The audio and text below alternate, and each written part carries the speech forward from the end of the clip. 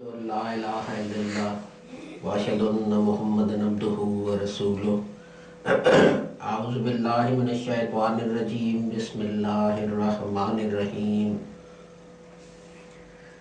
As you know, after Jummah prayer, we have a short, what started off being a dars of the Holy Quran, sort of meandered through various forms.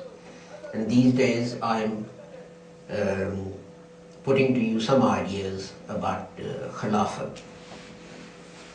We got to the point where we established that Hazrat Mirza Ghulam Ahmad Rahmatullah Alayh was the Mujaddid of the 14th century, and the whole Jamaat regarded him as such when he passed away. And we had got to the point that the reform that he carried out was both in Sharia and Tariqah. When I say reform in Sharia, I don't mean the Sharia itself needed to be reformed, but Muslims' ideas about that. And we know about death of Jesus, living in a multi-religious, multicultural society, jihad, propagation of Islam, whether the door to ijtihad is open or closed, and so on and so forth. And he reformed the ideas that Muslims had about these things. And the other reform was in what's called Tariqah.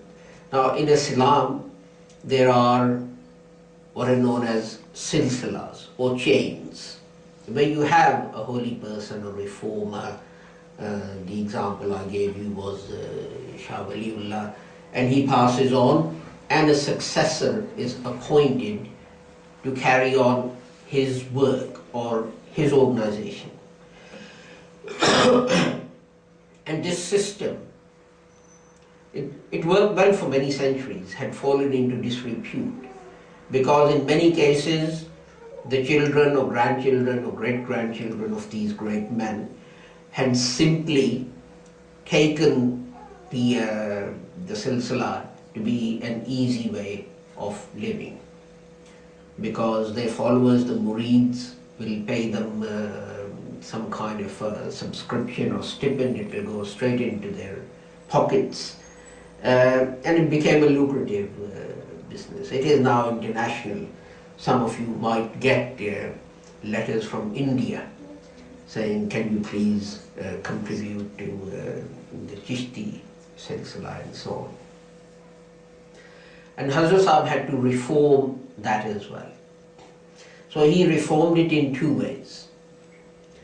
There was, the first reform was, and this is where the word Khalifa came in, was about how people will join the movement. So in his will, when he drew up the will, he said that if 40 members of my Jamaat agree that a particular person is a righteous person, then that person will have the right to take pledges from people to get them to join the Ahmadiyya movement. Now this will was given to Hazrat Khwaja Kamaluddin to read, and Hazrat Khwaja Kamaluddin read that, and he was puzzled by this idea that, you know, whoever 40 people regard as a righteous person should have the right to take the oath of allegiance from people to get them to join the Ahmadiyya movement. And he said, sir, if this is followed, then in every village you will have a different Khalifa. So Hazrat Sahib said, what is the harm in that?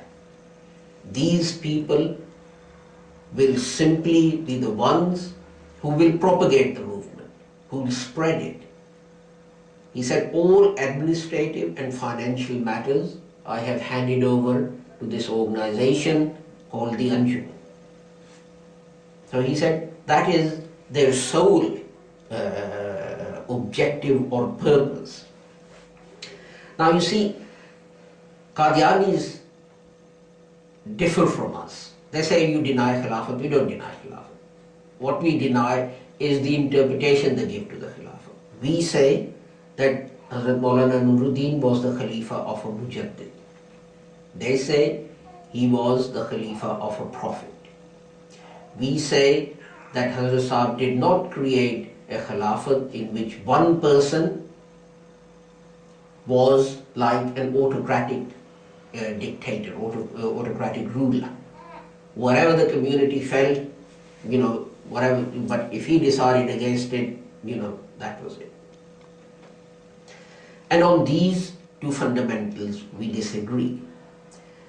Now, you see that Qadianis have another difficulty. If the Khalifa like Mirza Bisharuddin Mahmud Ahmad Sahib or those who came after him were Khalifas in the sense that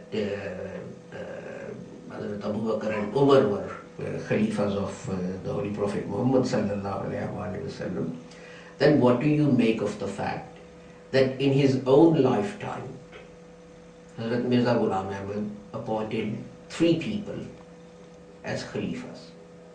For example, Sahibzada Abdul Latif Shahid, who was martyred in Afghanistan, Hazrat Sahib appointed him his Khalifa. He said, go to Afghanistan and you propagate the Jamaat there. So how can, so at that time you got 2 Khalifas. You got Hazrat Sahib himself and you got Sahibzada Abdul Latif. So how would that work?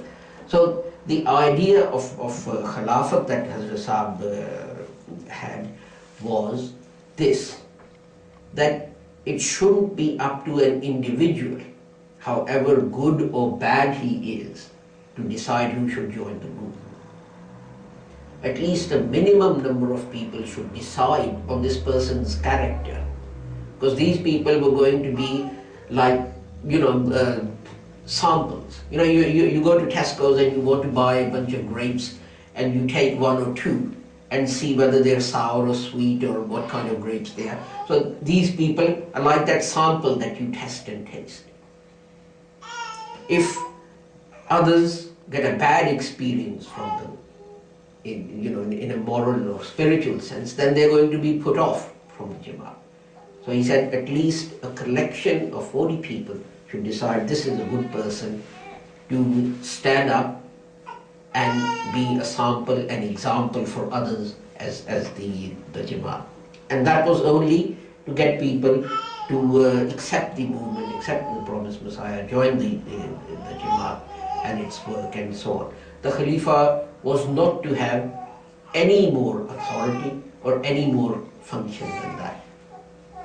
But the most important point is this, and I go back to this again. The Khalifa that was appointed was the Khalifa of a Mujaddid.